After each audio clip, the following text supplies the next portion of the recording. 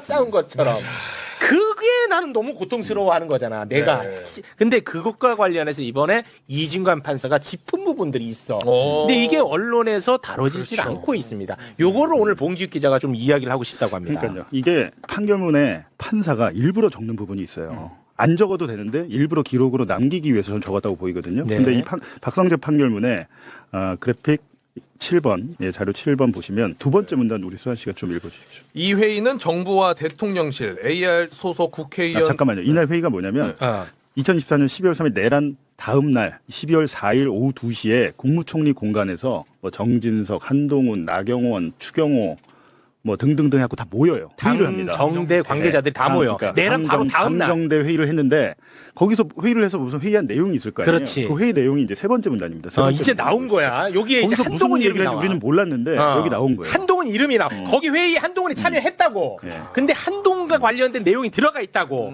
이거를 지금 빨리 소개해드려. 세 번째 문단. 그렇습니다. 거기서 AT는 정진석입니다. 네. 정진석. 자, 이 회의에서 정진석은 윤석열이 이 사건 비상계엄을 선포한 이유에 관하여 야당의 의회 폭거는 헌정 질서를 문란하게 하는 행위고 그로 인해 편안한 날이 없어 분노하였으며 결국 고뇌 끝에 정상화를 위해 비상계엄 선포를 결심하게 되었다는 취지로 설명하였고 회의 중 윤석열이 비상계엄을 선포한 이유에 대해 직접 설명해야 한다는 논의가 나오자 한동훈은 윤석열이 비상계엄을 선포한 이유에 대해 직접 설명하려면 그 정당성이나 이유에 대해 잘 논리를 구성해서 국민을 설득할 수 있도록 이야기해야 한다. 자료 6번으로 바로 와. 이어서 읽어주시면 됩니다. 이야기하지. 계엄의 정당성. 그렇게 이야기를 해야지. 그냥 자기 주장을 막 하면 안 된다는 취지로 말하는 등 참석자들은 윤석열이 하야하거나 탄핵 소추를 당하거나 특검 수사를 받아서는 안 되고 경찰과 군 인사 및 김용현 등에게 그 책임을 지우는 등 대책 마련과 이 사건 비상계엄의 합리화, 정당화, 논리 개발 필요성에 대해 인식을 공유하고 동의하였으며 AT가 정진석은 계엄의 정당성, 불가피성에 대한 논리를 구성해서 금일 자정까지 윤석열에게 보고하겠다고 이야기했다. 와. 피고인 박성재는 그 과정에서 당정대 회의에 따른 역할을 수행하고자 소지한 수첩에 논의된 주요 내용을 기재하였다. 와, 이거 대박 사건 아니야, 그러니까 이거? 이게 박성재 수첩의 존재가 나온 거잖아요. 예. 저게 이제 증거로서 채택이 된 건데 저기서 보면 한동훈이 적극적으로 참여해가지고 뭐 대국민 기자회견을 뭐 윤석열 막무가내식으로 하면 안 된다 이렇게 직접적으로 참여했다는 게 딱 한 문장밖에 안 나왔는데 이 수사를 해보면 쭉 나올 거 아닙니까? 저 네. 수많은 사람들이 앉아서 맞습니다. 더군다나 지금은 박성재도 들어갔지 한독수도 들어갔지 한동훈을 보호할 이유가 없거든요. 네네. 네, 근데 하는데 그렇다면 저기서 저렇게 말을 하고 끝났으면 모르겠는데 실제로 저 일이 이루어지죠. 그렇지. 12월 그 7일. 윤석열이 대국민 다발을 하잖아요. 그래갖고 자기 핑계를 막 대는데 그 다음 날 한동훈과 한덕수가 관저에서 윤석열 만난 다음에 대국민 담화를 합니다. 그렇죠. 기자회견을 해요. 네, 그 영상 있죠. 그렇습니다. 이게 요거는 이제 12월 7일입니다. 이제 내란이 있고 시간이 좀 흘렀죠. 12월 7일에 한동훈이가 나와가지고 뭐 윤석열 뭐 탄핵이 중요한 게 아니고 나랑 한덕수가 국정 한번 운영해 볼게 이런 취지. 자기네들이 정권을 잡은 것처럼. 그 굉장히 웃기는 내용이었는데요. 그 영상 잠깐 함께 보겠습니다. 계엄선포 사태는 명백하고 심각한 위헌 위법 사태였습니다. 국민의힘은 혼란을 최소화하기 위해서 대통령의 질서 있는 퇴진을 추진할 것입니다. 이미 대통령은 자신의 임기에 대한 당의 결정을 따르겠다고 한 바 이상은 혼란은 없을 것입니다. 오직 대한민국과 국민의 최선인 방식으로 국민들께서 불안해하시지 않게 예측 가능하고 투명하게 추진할 것입니다. 그 과정에서 민주당과도 협의할 것입니다. 대통령 퇴진 시까지 대통령은 사실상 직무 배제될 것이고 국무총리가 당과 협의하여 국정 운영을 차질 없이 챙길 것입니다. 너 뭔데? 아니, 뭔데 도대체? 근데 본인이 마치 내란하고 싸운 것처럼. 그러니까 이거 1년의 시간을 보면 12월 4일에 당정대 회의에서 논의된 것들이 실현이 되고 있잖아요. 그리고 저게 지금 보시면 저게 2차 내란 아닌가요? 맞아요. 임기를 당에서 국민의힘에서 결정하겠죠. 와. 윤석열의 임기를 자기들이 결정하고 직무 배제시키겠다. 그리고 정부와 당이 공동 운영하겠다. 우리 헌법에 저런 게 어디 있습니까? 그렇죠. 저게 위헌적인 발상이고 위헌적인 행동을 실천한 거잖아요. 그래서 저는 이 부분에 대해서 이상하게도 1차 특검에서 이 부분을 수사를 안 하니까 이진관 판사가 기록을 보다가 야 이거는 적어놔야겠다. 진짜 훌륭해. 적어놓은 이 힌트를 준 거죠. 훌륭해. 근데 종합특검이 지금 2차 연장을 해가지고 한 달도 안 남았어요. 사실상 수사하기 어려운데 이거는 국수본이나 뭐 경찰이라도 수사를 한번 해봐야 되지 않는가라는 생각이 드는데 또 이 이진관 판사가 그러니까 판결문 속에 숨겨놓은 비밀이 또 하나 있는데 내란과 관련해서 뭐 처벌을 받은 검사가 한 명도 없습니다. 지금까지. 박성재가 유일하죠. 그나마.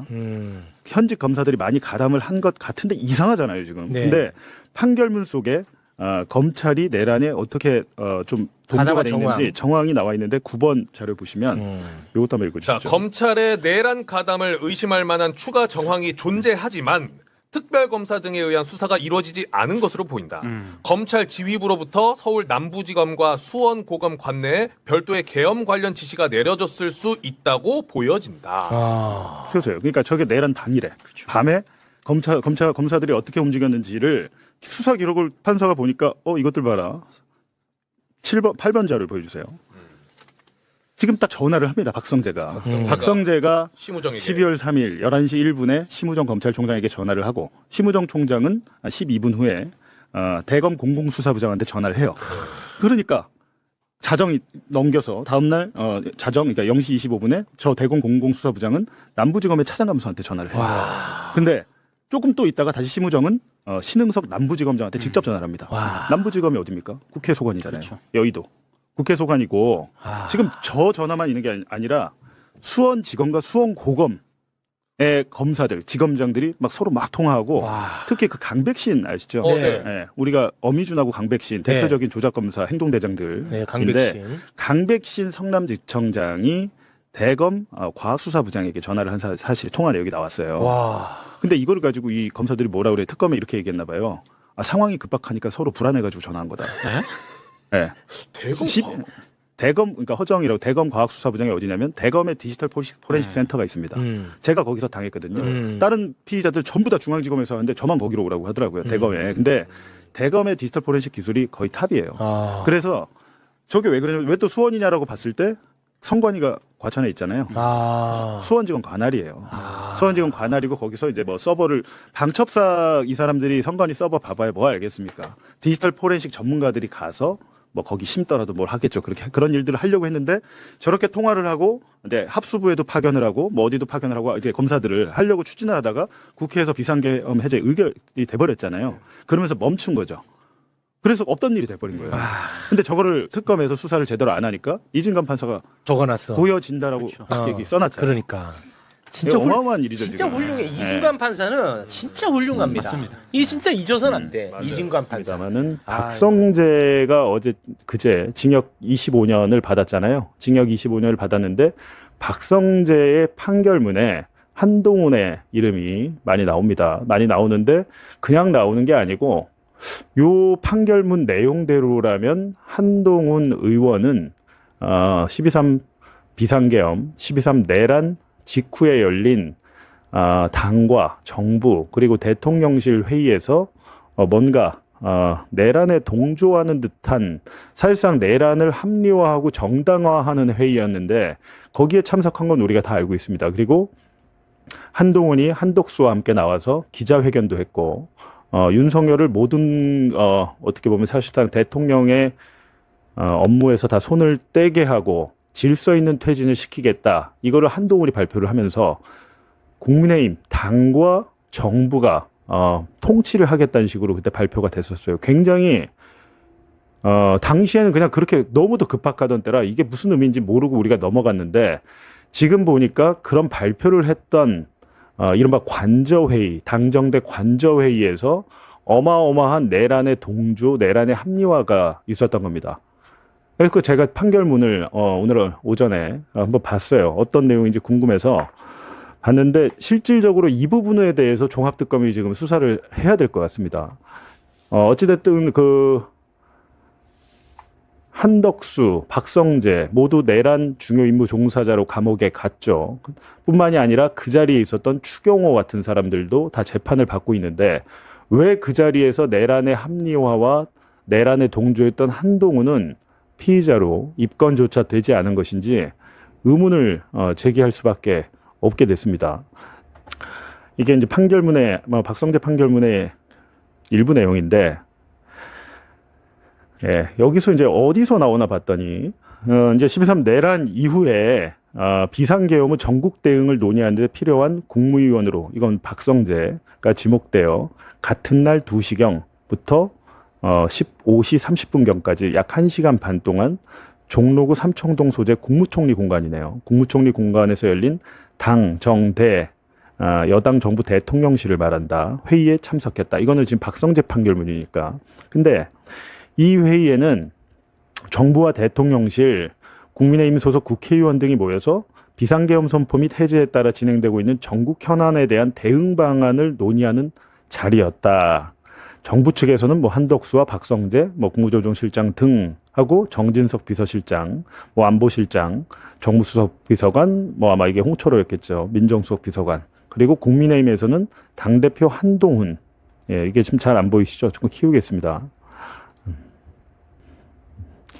당대표 한동훈, 그리고 교섭단체 국민의힘 대표, 원내대표 추경호, 그리고 국회의원 나경원과 김기현 등이 국무총리 공간에서 대책회의를 했다는 거죠. 이 회의에서 정진석 비서실장은 윤석열이 이 사건 비상계엄을 선포한 이유에 관하여 야당의 의회 폭거는 헌정 질서를 문란하게 하는 행위, 그로 인해 편안한 날이 없어 분노하였으며 결국 고뇌 끝에 정상화를 위해 비상계엄 선포를 결심하게 되었다는 취지로 설명을 했답니다. 이건 뭐 윤석열이랑 정진석이랑 얘기가 된 거겠죠. 그리고 이날 회의 중에 윤석열이 비상계엄을 선포한 이유에 대해 직접 설명해야 한다는 논의가 나온 겁니다. 이거를 지금 그게 아니라 내란 사범을 당장 체포해서 특검을 하고 파면을 시키고 감옥에 보내야 되는데 그게 아니고 이런 정당한 사유가 있었고 이 선포한 이유에 대해서 윤석열이 국민에게 설명해야 한다. 실제로 12월 7일인가 기자회견이 열리잖아요.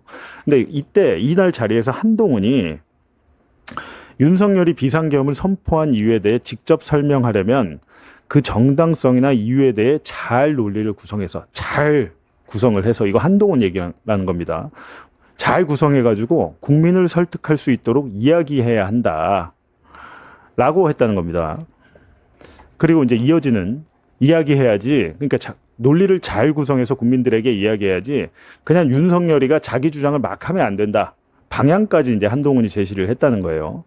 그렇게 한동훈이 이런 취지로 말하는 등 참석자들은 윤석열이 하야하거나 탄핵 소추를 당하거나 특검 수사를 받아서는 안 되고 경찰과 군 인사 및 김용현 등에게 그 책임을 지우는 등, 그러니까 김용현 등 그 밑에 밑에 이제 그러니까 뭐랄까요, 윤석열의 부하들에게 뒤집어 씌워라, 이 지금 작전을 짠 거예요. 여기서 그런 대책 마련과 이 사건 비상계엄의 합리화, 정당화, 논리 개발 필요성에 대해서 인식을 공유하고 동의하였으며, 그날 그러니까 한덕수, 한동훈, 정진석 이런 사람들, 나경원, 김기현까지 모여가지고 윤석열이 물러날 일이 아니야. 이건 하야할 일도 아니고 탄핵을 당해서도 안 되고 특검 수사를 받아서도 안 되고 이거는 그냥 김용현 정도에서 뒤집어 씌워가지고 끝내. 그리고 그래서 이제 한동훈이 실제로 이날 회의하고 나서 한덕수와 함께 뭐 질서 있는 퇴진 어쩌고 저쩌고 떠들잖아요. 그게 여기서 굉장히 이게 중요한 얘기입니다. 논리를 개발 필요성에 대해서 인식을 공유하고 이 참석자들이 동의를 했다는 겁니다. 예. 그리고 박성재는 계엄의 정당성, 불가피성에 대한 논리를 구성해서 금일 자정까지 윤석열에게 보고하겠다고 이야기했다. 예. AT가 정진석이었죠. 예, 정진석이 하여튼 이 논리를 구성해가지고 윤석열에게 보고하겠다고 이야기했다. 피고인 박성재는 그 과정에서 당정대 회의에 따른 역할을 수행하고자 소지한 수첩에 논의된 주요 내용을 기재하였다.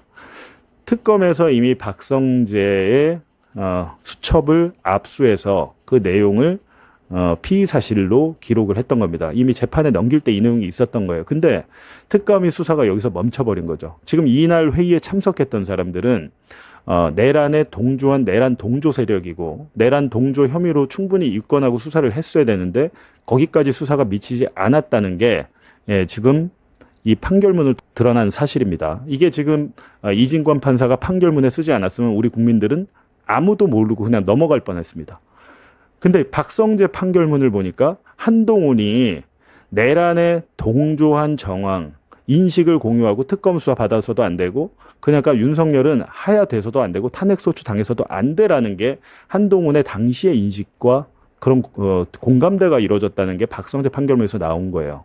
그러면 여기에 대해서 지금 종합특검이 이런 걸 수사해야 된다고 저는 생각을 하는데 종합특검이 엉뚱하게도 홍장원 전 차장 같은 사람들 3번씩이나 불러다가 어떻게 보면 제가 보기엔 괴롭히고 있는 겁니다. 이른바 조태용 국정원장의 라인 그리고 당시 국정원의 기조실장은 지검장 출신 윤석열 라인에 검사하고 있었습니다. 이른바 그 사람들 다 조태용 라인이에요. 그 조태용 라인들이 특검에 가서 말을 한 것만을 가지고 홍장원이 뭐 내란을 CIA에 정당화하는 뭐 설명을 하는 지시를 했다라든지 이런 것들로 하고 있는데 정작 지금의 이제 종합특검이란 것은 지금 2번째 연장을 했기 때문에 이제 30일밖에 안 남았는데 엉뚱한 방향으로 수사를 하고 있고 정작 해야 될 수사는 하지 않고 있는 게 아닌가라는 우려와 걱정이 좀 들거든요. 이런 부분에 대해서 왜 유독 검사 출신들은 다 빠져나가는 것인가? 제가 그 의문을 표하지 않을 수 없어요. 박성재만 해도 특검 수사 때 구속영장이 2번 기각됐습니다. 이진관 판사 아니었으면 아마 박성재는 무죄 나왔을지도 몰라요. 이진관이었기 때문에 징역 25년 나온 겁니다. 특검이 구형한 것보다도 5년을 더 얹어서 선고를 했잖아요. 근데 이 판결문을 자세히 보니까 한동훈이 내란에 동조하고 어떻게 보면 소극적으로 남아 가담한 혐의가 나오잖아요. 같은 선상에서 놓고 보면 홍장원 차장이 조태용의 뭐 지시를 받아서 어떤 행위를 했다고 해서 왜 그거는 수사를 하고 이 한동훈에 대해서는 입건조차 하지 않는 것인지 묻지 않을 수가 없습니다. 따라서 한동훈에 대해서 지금 30일 남았으니까 종합특검이 박성재 수첩을 이미 그 증거물로서 확보를 했다는 거 아니에요. 수첩에 있는 내용대로 해서 이날 당정대 회의에 참석한 모든 사람들을 입건해서 지금 제가 볼 때 박성재와 한덕수는 구속돼 있잖아요. 감옥에 있어요. 이미 자기들은 거의 자포자기한 심정일 겁니다. 박성재 2심에서 감형돼봐야 몇 년 되겠습니까? 근데 이 자포자기한 이 피고인들을 불러다가 그날 당정대 회의에서 무슨 이야기를 했는지 조사를 하십시오. 조사를 해보면 지금은 진술을 할 동기가 충분합니다. 왜냐하면 자기 혼자 죽기 억울하거든요. 나 혼자 죽기 억울하고 쟤는 국회의원이 돼가지고 국회 가가지고 큰 소리 치고 있어. 거기에 대해서 야 너는 그때 우리랑 같은 배 탔었잖아. 근데 한동훈이 홍장원 그 당시 1차장의 폭로로 인해서 알고 보니까 체포 명단에 자기도 있었던 거예요. 그럼 얼마나 열이 빡치겠습니까? 얼마나 빡치겠습니까? 자기가. 나까지 잡아서 죽이려고 했어? 라는 생각이 드니까 그때부터 노선을 바꾼 겁니다. 본인이 무슨 뭐 12.3 비상계엄을 뭐 진압을 하고 어쩌고저쩌고 떠드는데 전혀 아니에요. 지금 비상계엄 이후에 당정대 회의에서는 부역을 해놓고 나중에 윤석열이 나까지 잡아 죽이려고 했네. 이재명만 죽이려고 한 게 아니네. 라는 것을 인식하고 나서 한 행동이겠죠. 예. 근데 그러니까 이런 사람들이 윤석열 정권에서 출세를 하고 윤석열의 황태자로 법무부 장관까지 나이 50에 해놓고 뭔가 특혜를 다 받고 싸우다가 불리하니까 어디 뭐 서천시장인가 그 앞에서 기다리고 눈 맞으면서 기다리고 있다가 90도로 인사를 하고 그랬던 사람이 지금에 와서는 자기가 비상계엄을 저지했다 이런 주장을 하고 있는데 그게 아니고 이거는 이 사건은 이날 당정대 회의는 당장 수사를 해서 전모를 좀 밝혔으면 좋겠다는 겁니다. 지금 추경호만 재판받고 있잖아요. 근데 지금 여기 나경원도 있고 나경원 같은 경우 한동훈 또 얼마나 싫어합니까? 예, 나경원 불러다 조사하고 하면 다 이날 진실이 나올 것 같습니다. 그러니까 박성재 판결문에 한동훈의 어떤 내란 동조 혐의가 담긴 정황이 처음 확인이 됐다. 특검이 박성재의 수첩도 갖고 있고 조사할 권한도 있으니까 이걸 좀 시급하게 종합특검 남은 기간 동안 했으면 좋겠습니다. 이번에 이중관 부장판사가 박성재 징역 25년 선고하면서 재판 과정에서 나온 얘기인데요. 내란 다음 날, 그러니까 12월 4일이죠. 이날 오후에 당정대 회의가 열렸다는 거예요. 국무총리 공간에서. 누구누구 모였냐. 한덕수, 박성재, 한동훈, 추경호, 정진석, 김주현 민정수석 이렇게 모였다는 거예요. 모여서 무슨 얘기를 했냐. 야, 이거 말이야. 지금 어떻게 해야 되겠어? 그래서 대충 나온 결과가 일단 김용현한테 다 뒤집어 씌우자. 우리가 어떻게 해서든지 대통령은 막아야 될 거 아니냐. 대통령 죽으면 우리 다 죽으니까 김용현한테 다 뒤집어 씌우고 일단 계엄이 불가피했다. 이렇게 정당성을 국민들한테 알리자. 이런 식으로 정리가 된 걸로 그렇게 나와요. 우리 지금도 기억하죠? 그 다음날 느닷없이 뭐 한덕수하고 한동훈이하고 둘이 나란히 서가지고 이제부터 이 나라는 우리가 접수한다 뭐 이렇게 얘기한 거 아니에요? 그러면 한동훈 어떻게 봐야 되느냐 이거예요.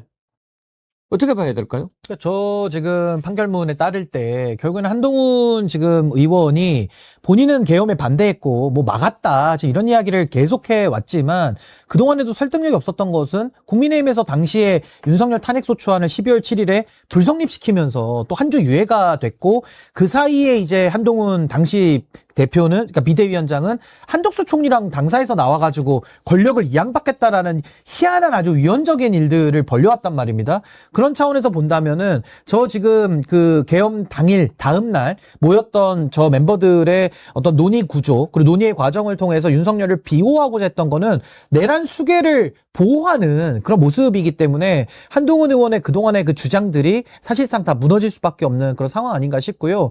저 모임뿐만 아니라 또 안가 모임도 있잖아요. 그러니까 안가 모임을 통해서 또 이완규 법제처장이나 다른 사람들까지 모여서 또 그 논의를 했던 부분들도 있기 때문에 아직도 이게 지금 계엄의 전후와 관련된 이 총체적인 내용들이 아직도 지금 확정이 다 안 되고 판결문들을 통해서 일부분 지금 드러나고 있는 거 아닌가 싶습니다. 저는 저 모임에서 한동훈의 역할을 반드시 규명을 해야 된다고 생각합니다. 왜냐하면 그 장면이 없으면 뭐 한동훈이 가가지고 뭐라고 이야기했고 아니다라고 했을 수도 있지만 우리가 정확하게 기억하잖아요. 12월 8일일 거예요. 일요일에 한동훈하고 둘이 딱 나와가지고 한덕수하고 나와가지고 이제 우리가 접수한다 이런 얘기 하지 않았어요? 네. 한번 준비됐나요? 예.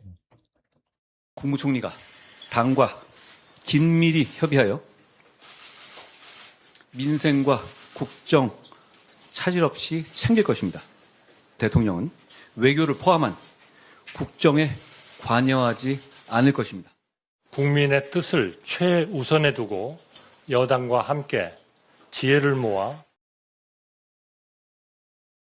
지금요, 저건 정말 반헌법적인 거 아닙니까? 무슨 권한으로 자기들이 무슨 권한으로 부여받았길래. 예. 초위헌적인 상황입니다. 네. 초위헌적인 상황. 그러니까 바로 이게 이제 당정대 회의에서 그렇죠. 지네끼리 모여서 네, 이렇게 가자. 뚝뚝 거린 다음에 나와서 저 말을 한 거구나. 게다가 12월 8일이 어떤 날이냐면 12월 7일에 탄핵 발의가 불성립되지 않았습니까? 그렇죠. 탄핵 발의가 불성립되니까 야 이제 됐다. 이제 됐다. 이대로 가서 우리가 먹고 이제 내가 전면에 나서면은 다 진압할 수 있어. 그럼 돼.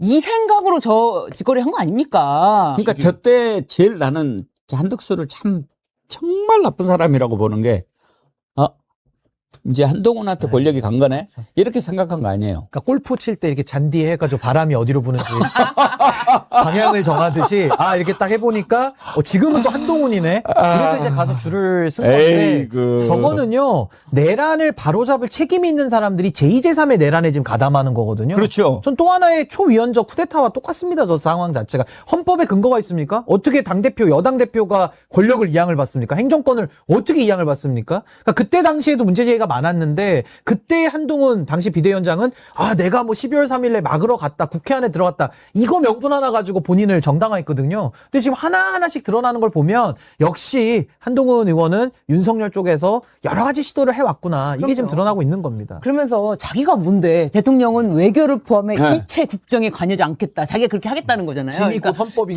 자기가 윤석열만 밟으면은 이제 자기다.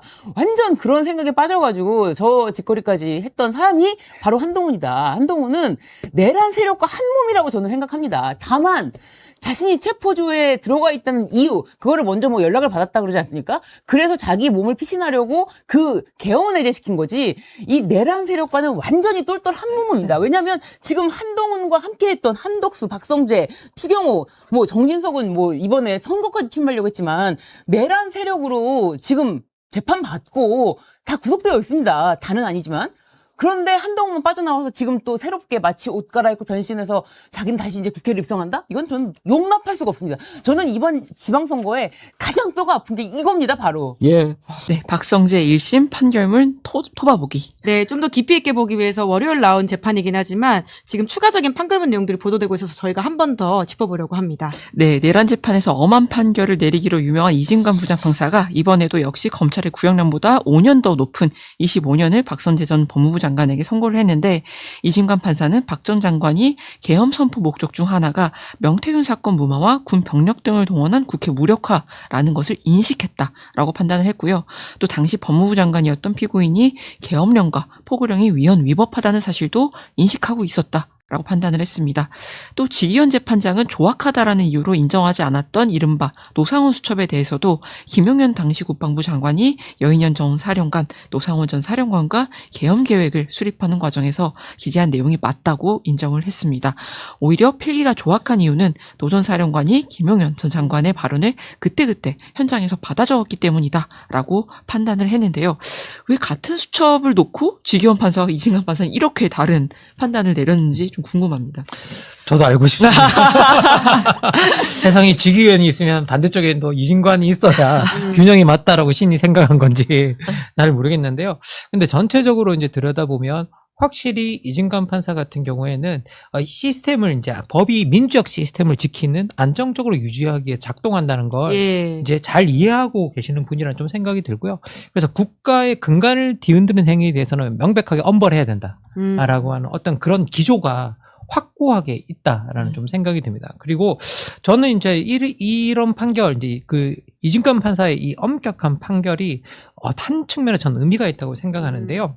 그 이유는 뭐냐라고 하면 법이 너무 당연해 보이는 걸 요리조리 다 빠져나갈 수 있는 걸 보여주면 일반 국민들이 법에 대한 신뢰가 엄청나게 약해집니다. 그렇죠. 그런데 권력자일수록 더 무겁게 법이 다룬다는 것을 보여줌으로써 법의 효능감에 대해서도 이제 긍정적인 영향을 좀 우리가 주고 있다라는 생각은 전 개인적으로 들어서 이 판결이 좀 나름대로 전 의미가 있다라고 좀 생각을 합니다. 그런데 이제 뭐 여기 들여다보면 이제 이번 판결 같은 경우에는 아까도 말씀해 주셨듯이 노상원 수첩을 인정했다라는 점에서 상당히 저는 그게 중요하다라는 걸 생각이 좀 들고요. 그리고 또 하나는 또 뭐냐라고 하면 왜 특검이 지금 검찰이 보니까 협력한 것 같은데 계엄에 이거 제대로 조사 안 했냐라고 이야기를 했거든요. 이거 상당히 이례적입니다. 왜냐하면 가져온 게 아닌데 자기가 들여다보고 이거 안 했다라고 재판부가 말하는 거는 상당히 이례적인 거거든요. 그래서 이 부분에 대해서 우리가 좀 이제 자세하게 더 들여다볼 수 있는 계기, 그리고 특검이 사실은 대놓고 판사한테 이야기를 들은 거 아니에요. 왜 이거 조사 안 하냐. 그러게요. 예, 그러면 특검이 이걸 열심히 조사할 수밖에 없는 이제 그런 상황에 들어가게 되는데요.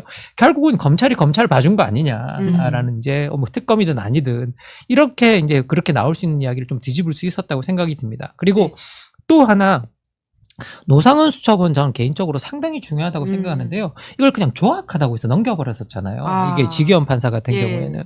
그런데 그게 아니라 그 안에 아주 중요한 플레인이 담겨져 있었다라고 이야기를 한다면 계엄을 준비한 시점 자체가 달라져 버리는 거죠.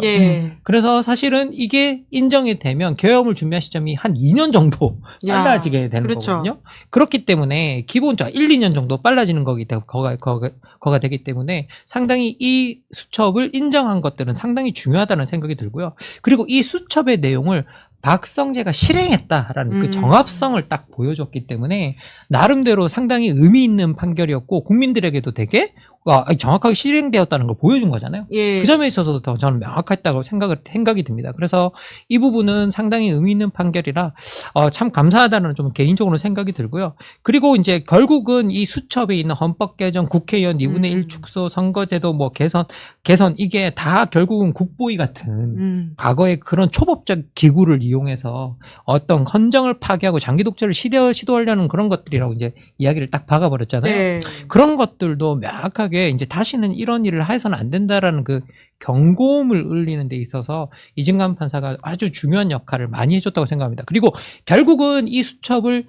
명확하게 인식하고 사실은 20년에서 25년을 때린 거잖아요. 그렇죠. 국무총리보다 더 심하게 때렸습니다. 알고 보면 이게 한덕수보다 더 세게 때린 이유는 뭐냐? 한덕수가 그냥 약간 이게 방관자적 입장에서 가담을 했다고 그런다면 사실 박성재 그 장관 같은 경우는 정말 적극적으로 가담했거든요. 여기 들여다보면 정말 체포인사 구금, 수용시설 확보 지시, 출국 금지팀 대기, 합동수사본부 검사 파견, 계엄 정당한 문건 작성. 예. 정말 적극적으로 가담했거든요. 그렇죠. 예, 그래서 이 부분도 우리가 명확하게 다 드러났다라는 점에서 상당히 의미 있는 판결이었다라고 저는 생각합니다. 네, 와중에 노네이님이 굉장히 중요한 댓글을 달아주셨는데요. 시사인 구독자 왜 더 떨어지? 무슨 일이 있었던 거냐라고 하셨는데 지금 이진관 부장판사의 판결의 의미를 짚어주신 김만건 박사님의 말씀에 동의하신다면 구독 버튼 잊지 마시고요. 좋아요 버튼도 눌러주시면 감사드리겠고. 예, 70만 다시 만들어 주십시오. 예, 올라가야죠.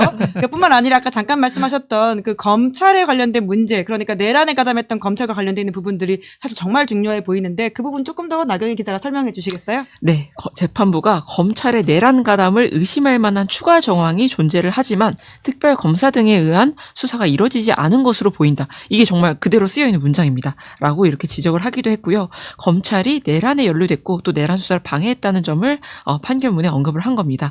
요 마침 오늘 심우정 전 검찰총장이 검찰의 내란 가담 의혹과 관련해서 조사를 받기 위해 피의자 신분으로 종합특검에 출석하기도 했습니다. 예, 댓글창에도 그 심우정 다음은 이창수냐.